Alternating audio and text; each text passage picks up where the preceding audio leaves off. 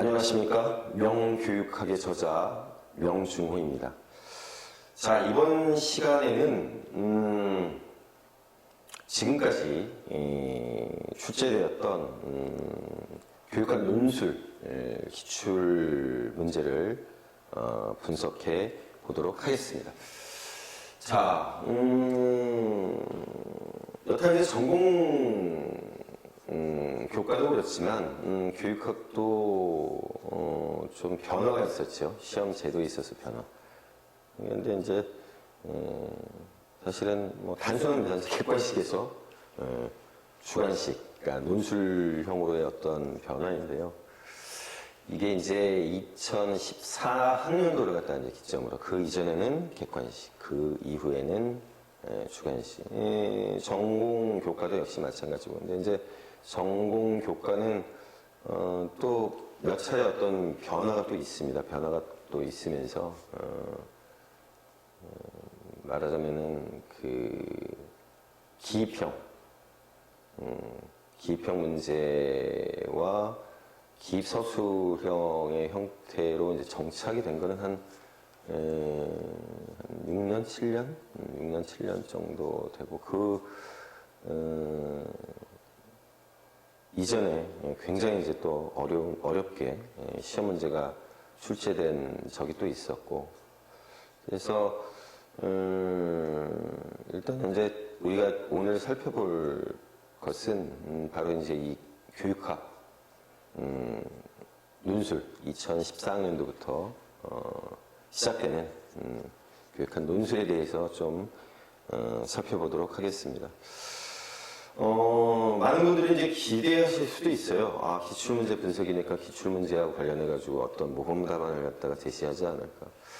그런데 저는 뭐 나중에 하긴 하겠습니다. 근데 기출문제 분석이라기보다도 기출문제를 가지고 어떻게 그 논술을 갖다가 전개하는 게 좋을지에 대한 일종의 이제 시범 사례로서 뭐 한 개 학년도를 선정을 해가지고 뭐 진행할 거고요.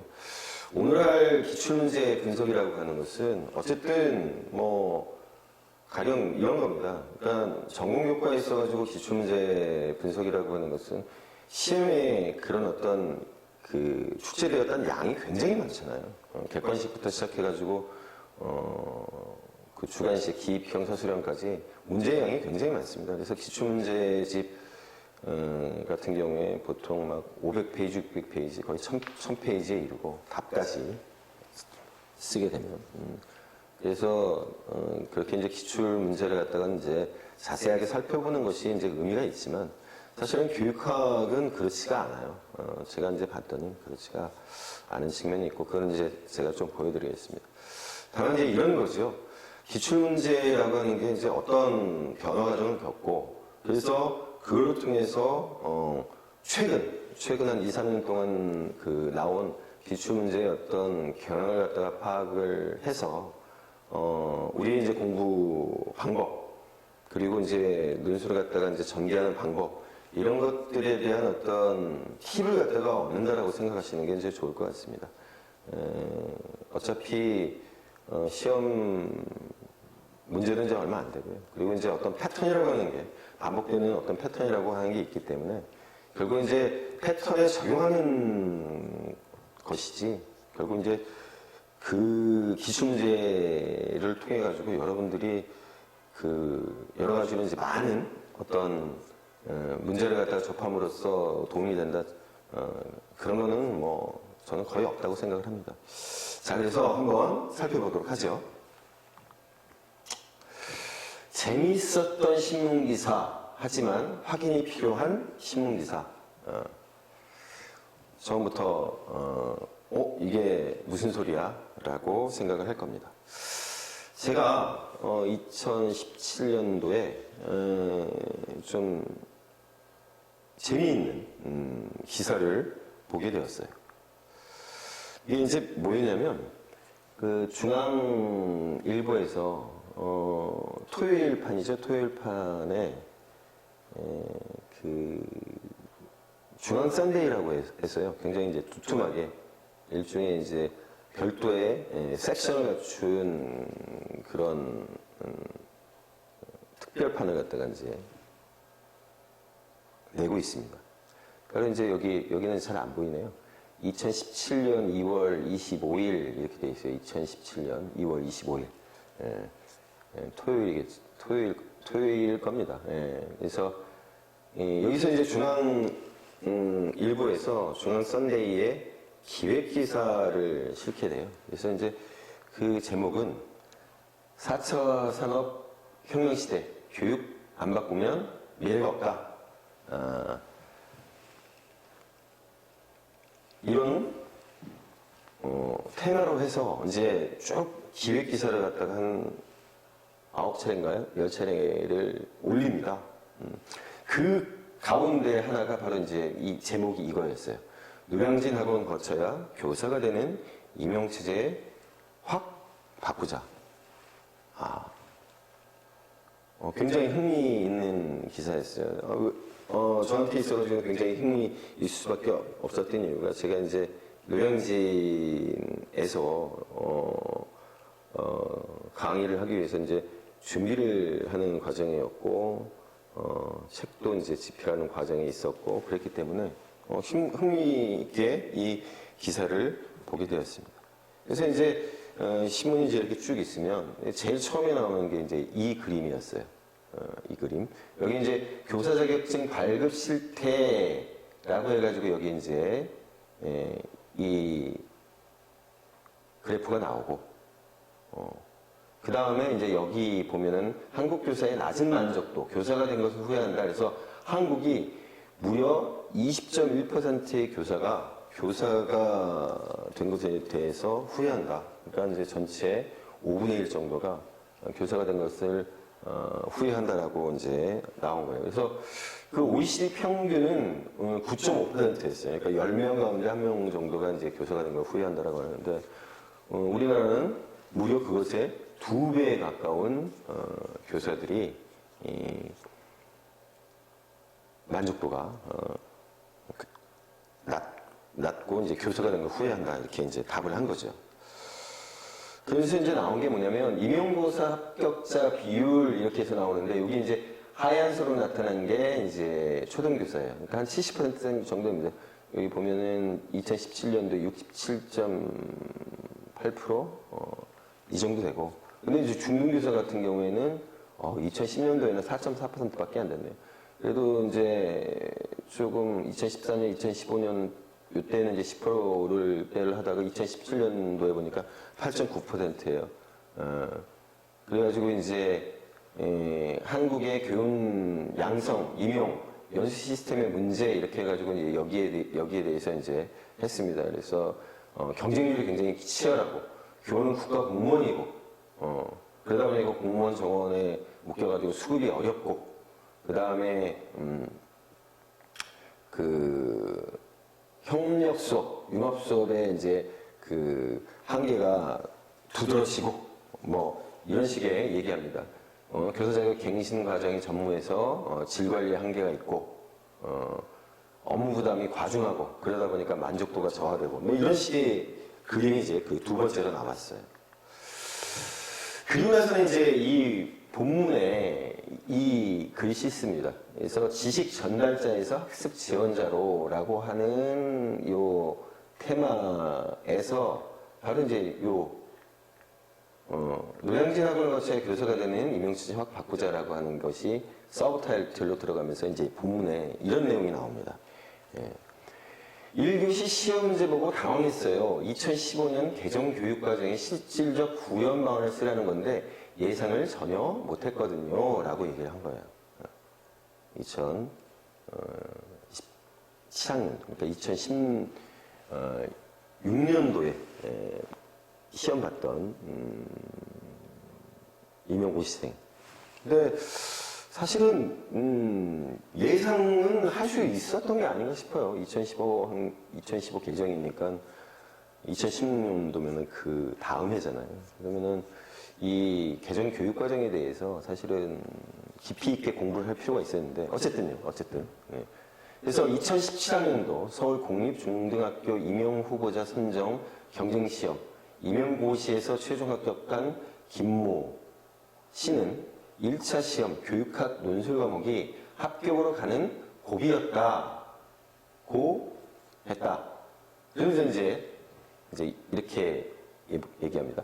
교장이 고민해야 할 걸 왜 교사 되려고 하는 사람에게 물어보고 테스트 하려는지 이해가 안 갔다고 말했다. 이겁니다. 그 다음에 이제 이어진 기사가 이 문제는 서울 노량진 학원가에서도 화제를 모았다. 비임용고시학원의 유명 강사는 기출문제 설명 강의에서 전년도 2015학년도엔 교육학에서 비공식 조직을 묻는 문제를 내고 이번엔 이따위 문제를 내고 XX야 라며 욕을 퍼붓기도 했다. 그랬다는 거예요. 유명 강사, 우리 보통 일타 강사라고 얘기합니다. 중등, 중고교 교사 임용고시의 1차 시험은 2013학년도부터 객관식에서 논술, 서술식으로 바뀌고 2차 시험에서 수업 시련이나 면접이 중요시 되는 등 시험 제도가 바뀌었다. 이건 이제 잘못된 겁니다. 2014학년도부터 객관식에서 논술, 서술식으로 바뀐 겁니다. 예. 그냥 말만 듣고서는 사실 교육과적 평가원 들어가가지고 확인을 해야 되는데 확인을 안 한 겁니다. 확인 안 하고 썼기 때문에 이제 이렇게 된 거예요. 그렇다고 학원을 거치지 않은 합격자는 거의 없다. 김 씨는 같은 대학 교육학과 동기 60명 중 공립 정교사가 된 사람은 나 혼자인 것 같다며 학원 수업은 단순 지식 암기에서 암기된 지식 서술하기로 바뀌었을 뿐이라고 말했다. 이렇게 돼 있어요. 뭐 현실을 얘기하고 있는 그런 기사 내용이죠. 굉장히 이제 비판적인 입장에서. 그런데 지금 이제 제가 이제 빨간색으로 이제 밑줄을 그은 것 가운데서 요 네 번째 밑줄 그은 거는 어쨌든 팩트가 잘못됐고요. 2014학년도니까. 단순 지식 암기에서 암기된 지식 서술하게 바뀌었다. 그러니까 단순 지식 암기라고 하는 거는 객관식을 얘기하는 거겠죠. 제가 얘기했잖아요. 비교하고 대조하고 그래서 정답이 아닌 것들을 갖다가 제거하고 그래서 정답을 찾아내는. 저도 이제 극강의 암기 과목의 교육학이라고 했으니까 이것도 팩트입니다. 근데 이제 예하고를 갖다가 한번 우리가 생각을 해봐야 될 것 같아요. 특히나 이제 이 교사가, 유명 강사가 전년도에는 비공식 조직을 묻는 문제를 내고 이번에는 이따위 문제를 냈다. 제가 볼 때는 이 유명 강사가 저는 이걸 딱 보는 순간 어떤 생각을 했냐면 못 찍어주고 주셨구나 이거를. 그러니까 이제 우리 모의고사 보면서 이거를 갖다가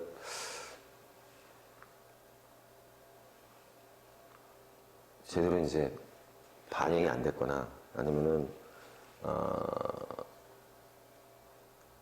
강의를 하면서 이런 것들을 갖다 이제 제대로 설명을 안 해주셨거나 뭐 여러 가지 이유가 있을 겁니다. 이제 그 생각이 문득 들었어요. 그 생각이 문득 들었고. 자, 이겁니다. 이것도 문제가 되고 이 유명 강사가 말씀하신 이것도 문제가 되고 요 위에 것도 문제가 돼요. 교장이 고민해야 될 걸 왜 교사가 되려는 사람에게 물어보고 테스트 하는지 이해가 안 갔다. 2015 개정 교육과정이라고 하는 게 교장이 고민해야 될 것? 그래서 한번 봤어요. 우리 이제 2017학년도에 어떤 문제가 나왔는지 우리도 이제 한번 확인을 해봐야 되겠죠. 정말 유명 강사가 지적한 게 옳은 건지 또 어쨌든 그 2017학년도에 그 합격을 한 그 합격생의 얘기가 옳은 건지 한번 봐야 되겠죠. 자, 제가 시나리오라고 분명히 말씀드렸어요. 지금 이제 현재 나오는 그 교육학 논술 시험 문제는 시나리오를 짜가지고 시험 문제를 갖다가 이제 제시를 합니다. 그래서 제일 큰 시험 문제는 이랬어요. 다음은 신문기사의 일부이다. 이를 바탕으로 2015 개정 교육과정의 실질적 구현 방안이라는 주제로 서론, 본론, 결론의 형식을 갖추어 단위학교 차원에서의 교육기획, 여기 분명히 나왔어요. 단위학교 차원에서의 교육기획, 교육과정 내용의 조직, 학생 참여 중심 수업과 그에 따른 평가의 타당도를 논하시오 이렇게 돼 있어요.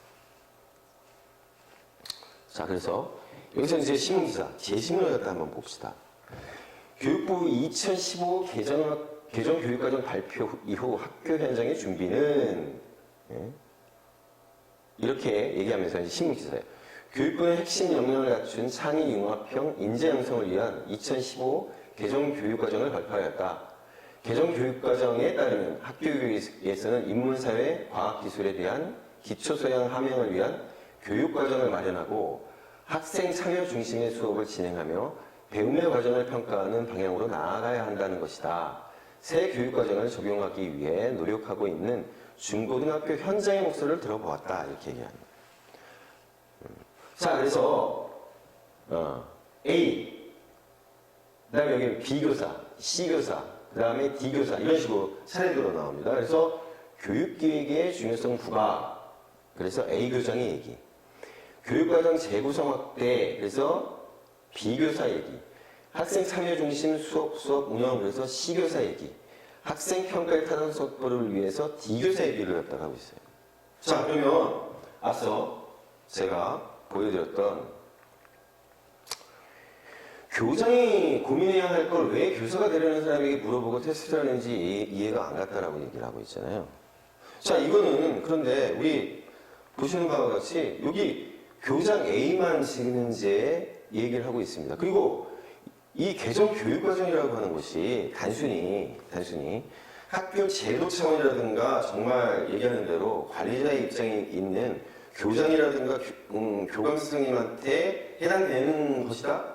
여러분들 그 교육과정 2015 개정 교육과정 처음부터 끝까지 총론 다 읽어보셨나요?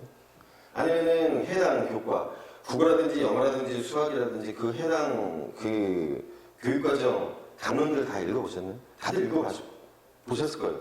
안 읽어보셨다면 읽어보셔야 돼요. 꼭 읽어보셔야 돼요. 예, 왜? 시험문제가 나오니까.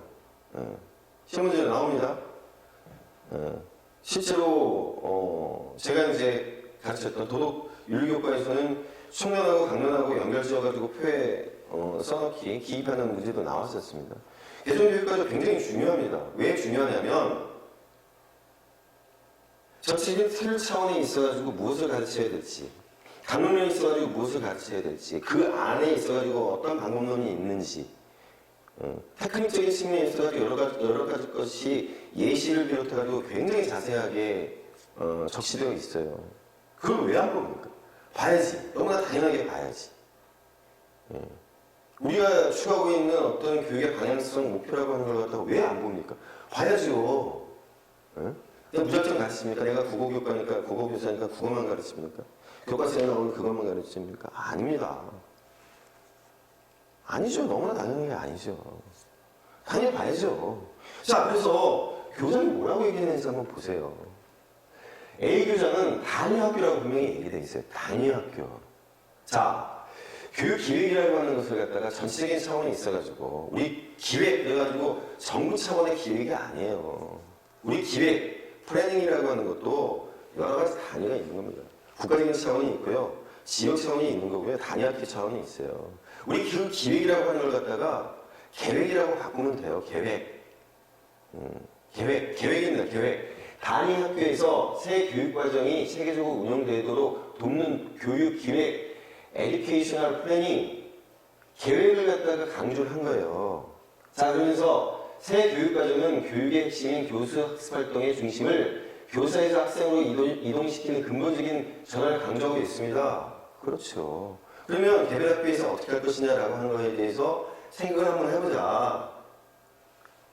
저는 실질적인 의미에서 학생 중심 교육이 우리 학교 정착할 수 있도록 모든 교육 활동이 앞서 철저하게 준비할 생각입니다. 라고 얘기를 한 거예요. 저게 교장만 생각해야 될 건가요? 교장만? 아니죠. 그렇지 않습니다. 절대 그렇지 않아요. 절대 그렇지 않아요. 자, 비교사가 얘기하는 거는 교육과정을 갖다가 어떻게 재구성할 것인가. 자기 차원에서 교육과정이라고 하는 것이요. 국가 차원, 지역 차원에 있어서 교육과정도 있지만 개별 교사에 있어서 교육과정이라고 하는 것도 분명히 있습니다. 여러분 교육과정 보셔서 아시겠지만 분명히 그래요. 그래서 자기 같은 경우에는 몇 개의 교과를 결합해가지고 교육과정을 갖다가 평생 운영해 보려고 자기가 생각을 하는 거예요.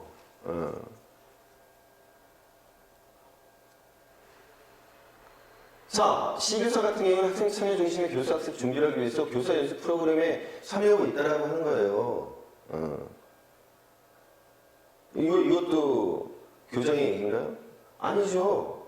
그러면서 구성주의 학습 환경 설계에 대한 요나센 또는 조나센이 얘기하는 그거에 관한 것을 갖다가 자기가 살펴보고 그거에 대해서 공부를 하고 있다 그거예요. 누구를 위해서? 학생들을 위해서. 학생 참여 중심의 교수 학습을 위해서. 자, D교사 같은 경우에는 뭐냐? 학생 중심 수업에 있어서 평가를 해야 된다. 그래서 자기 같은 경우에는 이원 분류표를 작성해 평가가 교육 목표에 부합하는지를 갖다가 확인하는 방법으로 해당도는 높이는 방안을 고려하고 있다고 얘기를 했어요. 자, 이게 앞서 얘기한 것처럼 교장만이 고민해야 되는 문제인가요? 그렇지 않죠. 그렇지 않아요. 자, 교장만이 고민한다고 한번 생각을 해봅시다. 오케이, 좋아요. 그렇다라고 얘기해요. 그런데 분명히 교육행정학에 교육기획에 관련된 내용이 나와요. 모든 교과서에 다 나옵니다. 그것을 갖다가 시험 문제로 내는 게 잘못인가요? 아니에요. 아니에요. 많은 선생님들이 교장이나 교감 선생님 안 되실 건가요? 그 교장이나 교감 선생님 하고 싶은 생각이 없으신가요? 지금 막 새내기 교사가 된 입장에서 교장으로서 교감으로서 무엇을 어떻게 전개해 나갈 것인가에 대한 어떤 고민을 갖다가 그때 그 당시부터 한번 고민을 하면서 나가는 게 잘못인가요? 그런 고민을 해야 됩니다. 그런 고민을 해야 된다고. 나 같으면 정말 이런 차원에서 이렇게 한번 전체적인 틀을 갖다 만들어 봤으면 좋겠는데. 그건 굉장히 말씀드리기 좋은 거예요. 우리 그러지 않습니까? 회사에 들어가가지고 사원이 됐어요. 직장인 새내기 사원이 됐어요. 그 사람이 목표로 하는 게 뭐예요? 그 회사에 사장이 되는 거예요. 그래가지고 자기가 펼쳐가고 싶은, 자기가 회사에 들어간 궁극적인 목표를 갖다가 구현하고 싶고 달성하고 싶은 거예요. 그러면 사장 입장에서 그걸 생각을 해야죠. 더더군다나 교육인데. 많은 분들 고민하지 않습니까? 많은 분들 고민한다고. 이거 잘못했어. 이게 이런 식으로 바꿔나가요. 그럼 같이 고민해야죠. 같이 고민을 해야 되는 겁니다. 문제? 잘못되지 않았어요. 지금 대부분의 경우에 있어서, 대부분은 이제 이따가 살펴보겠지만, 교육실학이나 교육사에 있어서, 특히 한국 교육사 같은 경우에는 나온 적이 없어요. 근데 거기서 문제를 냈습니다. 잘못됐나요? 서양 교육사, 아이투살리스 문제 냈어요. 잘못됐나요? 잘못되지 않았어요. 여러분들이 공부하는 교육학에 들어가 있는 내용들이에요. 그러니까 어떤 것든지 다 문제를 낼 수 있어요. 시험 과목이 가지고 있는 특징이 있습니다. 근데 다행인 것은 뭐냐면, 일단 이제 살펴보겠지만, 정말로, 교사로서 필요한, 고민해야 될 그런 부분의 문제들이 주로 나옵니다. 주로 나와요. 기획해야죠. 여러분들 학교 가가지고, 저 기획서 같은 거 많이 씁니다. 기획서 굉장히 많이 써요. 여러분들 학교에서 시험들 다 하잖아요. 그거 다 뭐예요? 기획서예요, 기획서. 네? 그것이 좀 더 큰 기획서냐, 좀 더 작은 기획서냐, 라고 하는 차이가 있을 뿐이고, 그 작은 기획서는 분명히 큰 기획서에 바탕을 해가지고 만들어지는 거예요. 자, 그래서, 저는 굉장히 현실적인 측면에서 사실은 이 시험 문제를 갖다 봐야 된다고 저는 생각해요. 분석해야 된다고 생각해요. 예. 이거는 누구 것이고 저거는 누구 것이고 이것은 어떤 측면이 있어서 잘못됐고 이거는 어떤 측면이 있어서 잘못됐고가 아니에요. 우리 시험 교육학 논술이라고 하는 이 시험 제도가 가지고 있는 특징이 있어요. 우리는 그 특징에 맞춰가지고 공부를 해야 돼요. 왜? 우리는 출제자가 아닙니다. 우리는 수험생이에요. 예. 무엇이 잘못됐다라고 하는 거는 우리 여러분들도 뭐 그런 얘기 많이 들었고 여러분들도 그런 말씀 하실 거예요. 정말로 시험에 합격하셔서 선생님이 되셔서 다양한 종류의 그런 어떤 모임, 구성체 참여하시고 그리고 용기 있는 선생님이 되셔서 관리자들한테 건의하시고 기획서 제시하시고 그리고 나중에 여러분들의 전문직이라고 있습니다. 교육청이라든지 아니면 교육배 전문직이 있습니다. 우리 그거 흔히 얘기하는 장학과 장학사들이에요. 그런 거 되세요. 그래가지고 거기 가서 고치십시오. 예, 그러시면 돼요. 예. 자, 시험 문제 가지고 그거에 대해서 불평할 필요가 없습니다. 우리가. 분명히 그래요. 어디서든지 시험 문제는 나올 수 있어요. 예. 자, 그래서 여기 있습니다. 이렇게 나오잖아요. A 교장이 얘기하는 기획의 개념과 그 효용성 두 가지. B 교사가 얘기하는 원리. 예. 이렇게 쭉 시험 문제가 나오고 이렇게 됐어요. 자, 공부한 대로, 자기가 최선을 다해서 공부한 대로 쓰면 됩니다. 자기가 암기한 대로, 잘 암기해서 한 대로 적으시면 됩니다. 예. 자, 제가 이렇게 신문기사를 보여드리고 여러분들한테 이거에 대해서 이렇게 설명한 이유는 다른 게 아닙니다. 결국 시험, 우리 교육학 논술이 가지고 있는 시험의 어떤 특성이라고 하는 것을 갖다가 분명하게 파악하고 거기에 대비한다라고 한다면 그 시험이라고 하는 것이 어떻다 저렇다라고 얘기할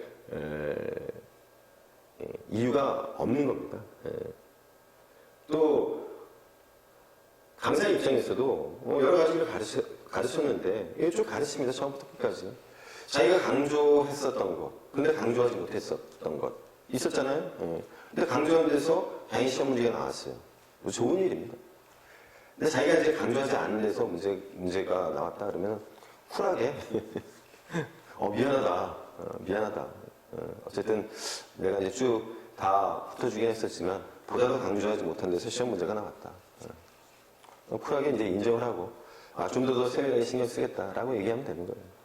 거기에 대해서 이제 욕하고 그러면 안 되죠. 왜 그런 문제를 냈는지. 그러면 내가 출제자가 되면 됩니다. 출제자가 내면 됩니다. 그런 문제 안 내면 돼요. 출제자가 돼서. 근데 그런 입장이 아니잖아요. 자, 그래서 이 교육학 논술에 있어가지고 우리의 자세를 갖다가 한번 생각해 보자라고 하는 의미에서 이 신문기사를 갖다가 제가 보여드린 겁니다.